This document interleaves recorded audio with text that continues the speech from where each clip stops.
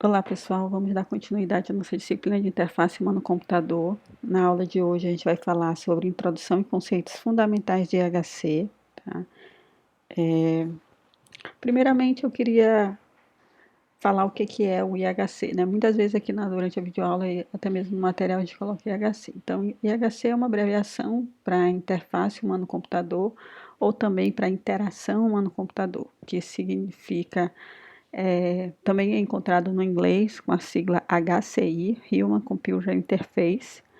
O IHC, ele também pode ser interpretado como interface homem-máquina, que é o nome da nossa, parecido com o nome da nossa disciplina, assim também como pode ser chamado de interface homem-máquina, aliás, homem-computador, homem-máquina. Então tem assim uma variação de nomes, mas significam a mesma coisa, né? E o que o IHC trata? Ele vai tratar principalmente como é feita a interação entre nós, os humanos, e os sistemas computacionais presentes nas máquinas, por isso interface em homem-máquina também. Bom, assim, um conceito fundamental que a gente precisa ter em mente antes de começar, de fato, a trabalhar com IHC é saber o que são as TICs, as tecnologias de informação e comunicação, porque é através das TICs que a gente vai estar trabalhando essa interface que a gente tanto mencionou até agora, tá bom? Bom, e o que é TIC? Tecnologia de Informação e Comunicação. Elas podem ser entendidas como um conjunto de recursos tecnológicos que proporcionam um novo modo de se comunicar. Então, a TV, ele é um TIC, o próprio rádio, quando surgiu, era um TIC bastante inovador para a época, né? A TV, o rádio, o smartphone, até outros modos de comunicar que já foram ultrapassados, como as cartas, são maneiras de comunicação de informação, tá certo? E a gente percebe que essa evolução dessas tecnologias, elas provocaram mudanças enormes na nossa sociedade, né? Então, a gente tem incorporado essas TICs também nos processos educacionais, não só na modalidade de ensino à distância, embora ela seja necessária para a educação à distância, mas cada vez mais a gente tem colocado isso na nossa educação presencial também, tá certo? Bom, então como é que as TICs elas estão presentes nas nossas vidas, né, e na sociedade? Trouxe aqui alguns exemplos, aqui, ó, como ele é usado na saúde. Nesse caso aqui, é um aplicativo que ele guarda a quantidade de passos que você deu, quantas milhas ou quilômetros você andou, as suas atividades físicas, as suas frequências de uso. Então, isso aqui tem sido bastante valioso para pessoas que precisam melhorar a sua aptidão física, a sua saúde mesmo, tá certo? Já nos jogos, entretenimento, isso é imprescindível, cada vez mais as tecnologias estão inovando nessa área, então a gente, em muitos casos, como é o exemplo que está aqui, né, onde tem um, um receptor de movimento que interpreta o movimento e transmite isso para o jogo. Na comunicação, vários e vários meios de comunicação que surgiram com a internet, vários aplicativos, eles facilitaram bastante essa comunicação. Hoje a gente consegue se comunicar tão facilmente com pessoas que estão aqui do nosso lado, no quarto do lado, quanto alguém que está lá no outro lado do mundo, tá certo? Na política, lá até mesmo eu coloquei aqui um exemplo, as transmissões do horário eleitoral gratuito. Então, é uma maneira de se comunicar. A educação, com diversas plataformas de transmissão de conteúdo, vídeos. Temos aqui o Coursera, né, que você consegue fazer vários cursos, EDX, o próprio Udemy, o próprio YouTube tem sido muito usado para comunicação.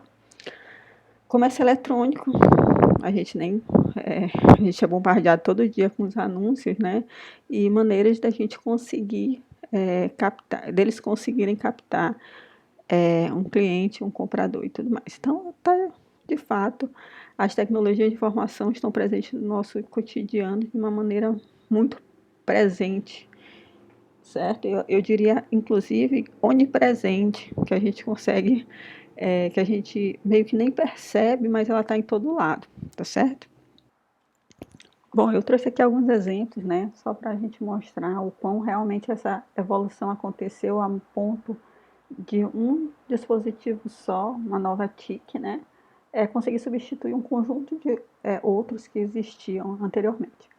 Então a gente vê aqui que o smartphone ele já substituiu as câmeras, blocos de nota, gravador de som, calculadora, relógio com calculadora, né? Acabou substituindo os dois. Outro exemplo, telefone fixo, as lanternas, agenda de contato, aquela agendinha de papel que a gente escrevia e deixava ali do lado do telefone fixo. Os jornais, hoje em dia a gente tem um conjunto aí enorme de jornais disponíveis, jornais do mundo todo. As revistas também, existem vários aplicativos de revistas que você consegue fazer, inclusive as assinaturas, então aquele amontoado de papel que você ficava depois, já não precisa mais, né? Até mesmo a bússola, despertador, temporizador, cronômetro, as cartas. Antes a gente demorava tanto para receber uma carta mesmo, hoje é até raro alguém escrever uma carta, pelo menos por aqui, por casa é bem mais raro. Basta os e-mails, as mensagens, eles surtem praticamente o mesmo efeito. Os videogames portáteis, então cada vez mais o conjunto de games aí, principalmente para smartphone, tá bastante grande. Os mapas, isso aqui, e sem contar que ele consegue ainda adicionar várias outras funcionalidades que os mapas em papel eles não davam para a gente, né?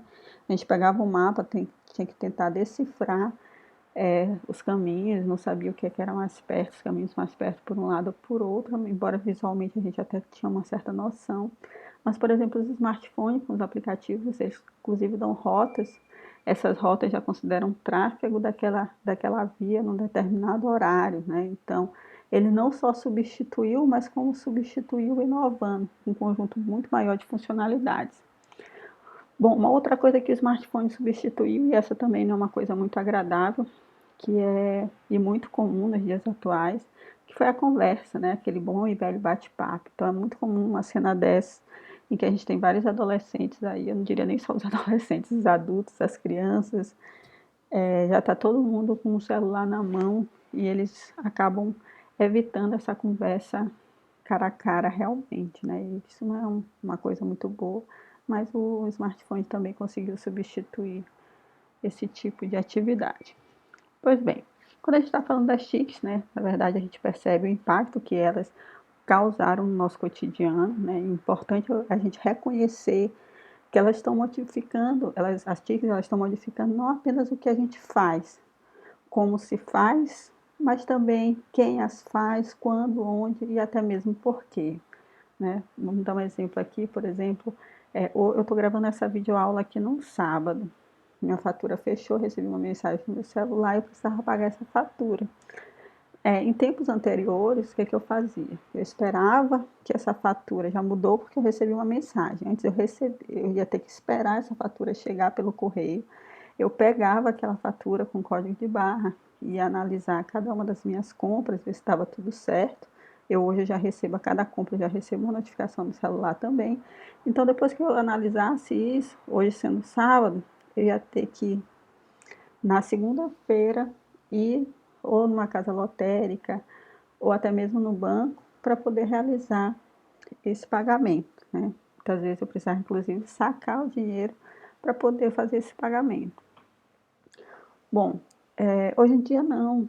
Então eu recebi essa mensagem dizendo que minha fatura tinha fechado. Eu rapidamente entrei na minha conta bancária, fiz o pagamento e já recebi o comprovante confirmando que já tinha recebido o pagamento, tá certo? Então, realmente mudou o que eu fazia, como eu fazia, quando e até o mesmo porquê. Então, economizou bastante tempo. A evolução das TICs, eu acredito que a partir daqui a gente vai ter ainda uma evolução bastante significativa em todas as outras atividades do nosso cotidiano, tá certo?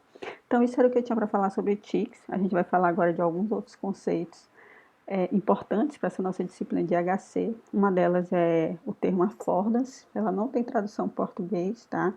Mas ele é um conceito fundamental para o projeto de boas interfaces capazes de comunicar de uma forma clara ao usuário o que cada elemento da minha interface significa e quais as ações possíveis que eu vou fazer interação. Bom, Norman, ele é um pesquisador dessa área, né? Ela define como sendo um conjunto de características de um objeto capazes de revelar aos seus usuários as operações e manipulações que eles podem fazer com aquele objeto. Tá? Então, eu até coloquei aqui falando que ele é um termo em inglês e tudo mais, mas na verdade o que a gente precisa pensar, né? Que a gente vai ter um elemento que vai ter uma funcionalidade, mas eu não preciso que antes seja me explicado o que é aquela informação, o que é que aquele objeto é capaz de fazer. Eu tenho que olhar para ele e saber intuitivamente o que é que ele faz. Por exemplo, se eu tenho uma maçaneta de uma porta, você sabe para que aquela maçaneta serve. Ela serve para abrir a porta, certo? Eu posso precisar, obviamente, de experiências anteriores, por exemplo, nos ícones, nos programas de computadores, a gente consegue, ao longo da nossa vida, do uso do computador, se familiarizar com alguns ícones, mas é algo que eu aprendo, e sempre que eu visualizar aquele tipo de ícone, eu já sei o que aquele elemento vai me fazer, tá certo? Bom, vamos fazer aqui um exercício rapidinho, tá? Imagina aqui que eu tenho uma interface que tem esse elemento aqui, que tem escrito texto, e o outro que tem o nome buscar. O que é possível fazer com esses elementos? Fácil, né? No elemento que está escrito texto, é possível digitar um texto. E no elemento buscar, é um botão que será clicado após o preenchimento do texto que se pretende fazer uma busca.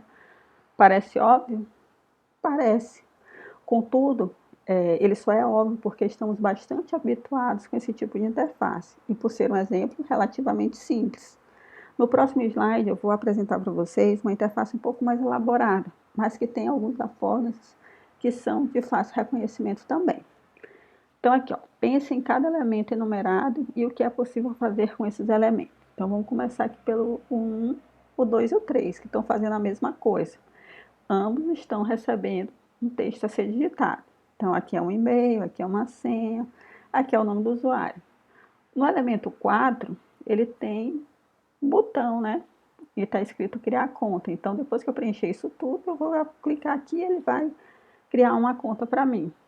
Mas eu tenho outros elementos na tela que estão enumerados. Por exemplo, aqui eu já estou dizendo que é um botão, porque ele tem uma aparência de um botão, né? Entrar, provavelmente é para a pessoa que já tem uma conta cadastrada, que não quer criar uma outra, vai entrar, vai afetar o que a gente chama de login, né? Eu tenho 2 links, um relacionado a termos de serviço e privacidade, eles não estão tão óbvios, porque os links geralmente eles são sublinhados, tá certo? De repente, quando a gente passar o mouse, ele mostra isso. Tem ainda aqui uma outra caixa, tem um íconezinho, né, que é o 10, e tem aqui, ó, buscar no Tumblr. Tumblr é essa ferramenta que a gente está analisando. Então, aqui eu tenho 10 e tenho 11. Aqui o 8 e o 9 tem uma informação publicado por, e aqui é uma pessoa, provavelmente o usuário dessa pessoa que está aqui escrito, né? Então, aqui provavelmente é um link, e aqui na foto dele, de repente, leva para o perfil dele. Então, é o que a gente pode imaginar olhando uma interface dessa. Se dá certo, só se a gente for lá e verificar se é isso mesmo, tá bom? Então, isso, cada elemento desse a gente chama de affordances. E a gente precisa construir boas affordances, tá certo? Então, vamos ver aqui alguns tipos de affordances. A gente tem aquelas affordances do tipo explícitas, né? São aquelas que já dizem pra gente o que precisa ser feito. É aquela que tem um botão dizendo lá, ó, clique aqui. Eu tenho aqui, ó, clique aqui para baixar, clique aqui. Então, você já sabe que é algo que é clicável, um objeto que se eu clicar ele vai fazer uma ação. Tá certo? Então, ele aqui é o do tipo explícita. A gente tem alguns tipos que são chamados de convencionais. O que é o convencional? É aquela que depois que você já adquire alguma familiaridade com os sistemas, você já espera que sejam sempre feitos daquela maneira. Por exemplo, se eu tenho em algum lugar da minha interface uma palavra sublinhada em azul, eu vou acreditar que aquilo é um link. Às vezes nem está mais em azul, a gente já percebe, basta o sublinhado, a gente já percebe que vai direcionar a gente para algum lugar, tá? Outra coisa que é bastante comum, Os logos das marcas são links também, que vão sempre redirecionar a gente para aquela página inicial do site. Então, são algo que com o uso, a gente acaba se acostumando. Porém, se a gente está projetando uma interface para um público diferente, por exemplo, para idosos ou para crianças, talvez a gente precise melhorar esse tipo, diminuir o uso de affordances convencionais, porque eles não têm tanta experiência como a maioria dos usuários que não estão nessa faixa etária, tá certo? A gente tem ainda os tipos de affordance do tipo oculta. As ocultas são aquelas que elas precisam de uma ação para que elas, de fato, elas apareçam. Elas, na verdade, estão ocultas, né, como o próprio nome sugere. Tem aqui um exemplo do Pinterest, que é um aplicativo em que você vai fazendo coleções, marcando coisas que você tem interesse. Aqui, ó, inicialmente nessa primeira figura, eu tenho uma imagem, não necessariamente a gente não percebe que ela é clicável, mas quando eu passo o mouse por cima dela, a gente observa que ele tem aqui deixar favorito, né? O coraçãozinho, ele, assim como a estrela, ela é considerado favorito. Eu tenho dois outros botões, um para marcar como um pin e o outro para enviar para alguém. Então, mas eu só consigo essas ações depois que eu passo o mouse por cima. O que isso é uma dificuldade, por exemplo, quando a gente está projetando para dispositivos móveis que não tem esse passar o mouse por cima. Então é algo que deve ser pensado para esse tipo de dispositivos. As ocultas elas não funcionam tão bem, tá certo? A gente tem ainda as affordances do tipo metafórica, ou seja, elas têm uma metáfora por trás dela. Então a metáfora ela vai ajudar a gente a lembrar de qual ação aquele elemento ele vai remeter. Por exemplo, embora a gente não use mais esse tipo de telefone, se eu tenho um ícone que remete àqueles telefones antigos, ele sabe que eu vou fazer uma ligação. Por exemplo, aqui um outro exemplo aqui, eu tenho uma carta. A gente não envia carta, como eu mencionei, já faz muito tempo, né? Então, mas mesmo assim, se eu quero enviar um e-mail, uma mensagem, ele vai estar lá presente esse ícone. Aqui do Safari é uma bússola, ela não representa tão coisa, ele, na verdade, esse ícone é o ícone de um browser, de um navegador de internet, tá? E aqui é um aplicativo de música, então ele dá pra gente essa metáfora da música, então a gente já sabe o que vai esperar lá, tá certo? Eu tenho ainda as affordances do tipo de interação não permitida. Então, eu preciso deixar claro na minha interface o que eu posso e o que eu não posso fazer. Então, aqui a gente tem um exemplo dessa de ação não permitida. Geralmente, quando é caixa de texto, a gente esmaece, né? Deixa mais acinzentado. Até os botões, eles não ficam habilitados. Esse aqui é um botão desabilitado, esse aqui é uma caixa de texto desabilitada também, mostrando que eu não posso alterar esse valor, tá bom? Aqui eu tenho alguns exemplos também, o que eu posso fazer com botões, eu posso deixá-las mais cinzas ou eu posso simplesmente deixar elas mais transparentes. Os dois vão dar a ideia de que essa ação ela não é permitida, tudo bem? Bom, agora que a gente já sabe o que é a affordancy, a gente precisa se preocupar e não colocar nas nossas interfaces umas affordances falsas, ou seja, aquelas que vão botar a intenção de uma ação que não é aquela que a gente desejaria que ela fosse. Deixa eu só explicar para vocês. Imagina que vocês fizeram lá fizeram um cálculo no sistema de vocês e agora vai mostrar o resultado. Então, aqui, ó, resultado 357 itens processados. Tudo bem, é uma informação. O que é que eu posso fazer com essa informação? Só ler o número. Do jeito que ela foi apresentada, eu só posso ler.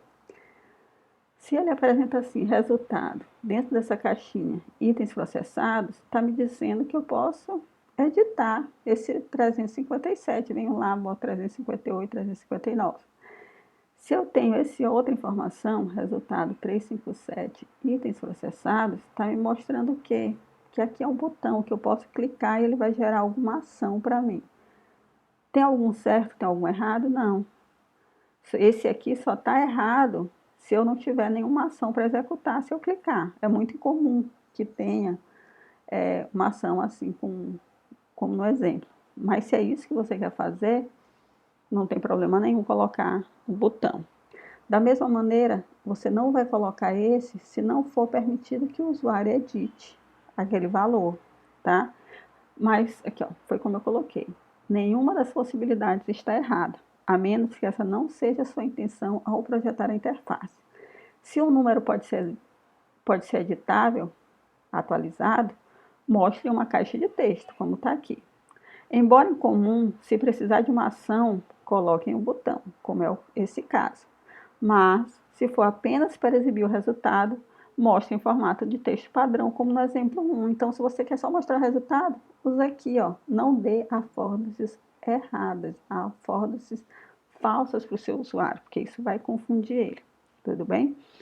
Passando adiante para a gente terminar logo essa aula, um outro conceito importante é a usabilidade. A gente vai estar trabalhando com usabilidade quando a gente estiver trabalhando na avaliação de interface lá na última semana, tá? Mas é importante falar aqui também. Ela está relacionada com a facilidade de aprendizado e o uso da interface, bem como a satisfação do usuário em decorrência desse uso. Então, se eu tenho uma tarefa, eu tenho que olhar para a interface e ela me dizer o que eu posso fazer para que eu faça aquela tarefa de uma maneira mais rápida e satisfatória possível.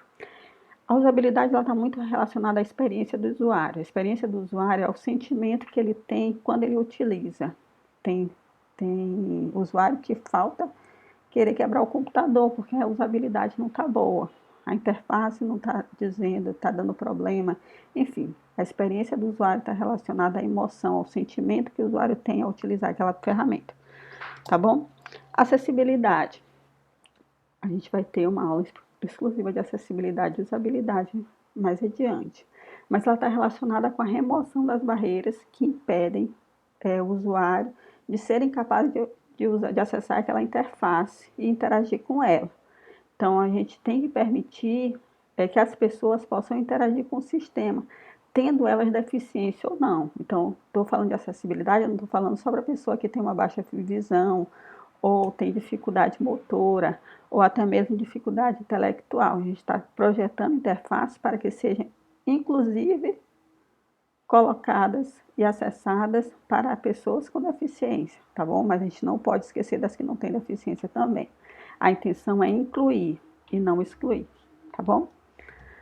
Bom, com relação à comunicabilidade, como a interface ela deve comunicar ao usuário a lógica do design dela, de quem projetou a interface, né? A quem se destina o sistema, para que ele serve, qual é a vantagem de utilizar o sistema, como ele funciona, como é que é feita a interação entre ele. Então, a interface ela tem que comunicar. Eu trouxe aqui um exemplo de duas versões do Windows do Office, né? Aqui na versão do XP, onde tem esse botãozinho aqui, o pincel, e na 2007, onde tem um outro botão. A gente percebe que do XP ele mostra só o nome, pincel. Na versão 2007, além do botão, ele deu uma informação, né? Formatar pincel, ele já disse para que ela serve, e deu ainda um conjunto de informações e ainda a possibilidade de você buscar mais informação, ou seja, ele está te comunicando melhor o que aquela ferramenta faz, tá bom? Então, comunica melhor. Bom, então por hoje é só. Essa é a nossa aula sobre conceitos fundamentais, mas é sempre bom lembrar que a gente quer que vocês fiquem sempre atentos às atividades, né, os prazos das atividades, utilizem o canal de comunicação, não falta nosso encontro presencial e pratiquem essas tarefas que a gente tem deixado para vocês realizarem, tá bom? Então, até mais.